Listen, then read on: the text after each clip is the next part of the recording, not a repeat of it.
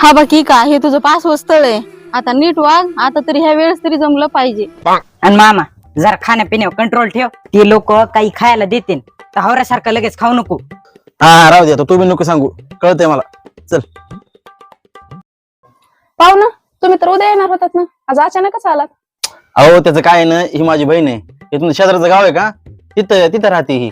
हिला भेटायला आलतो तर मग म्हणलं चला एकदा बघून यावा, भेटून यावा तुम्हाला. त्याच काय नाही, तुम्ही आलात ते बरं केलं. पण पोरगी कॉलेजला गेली ना, ती आता येईनच. मी फोन केलाय तोपर्यंत घ्या नाही. हो. नाही आम्ही आता जेवण करून आलो. नको राहू द्या. घ्या ना पाहुणं, तुमच्यासाठीच आणलंय. असं होय, आमच्यासाठी आहे होय.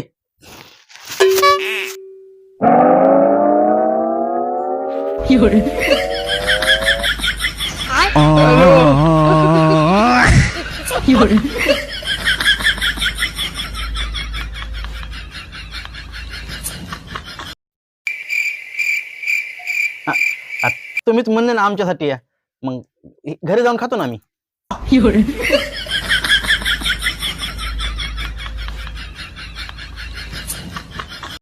दीदी नको येऊ बाळा, कॉलेजला थांब, काय घाई नाही एवढी.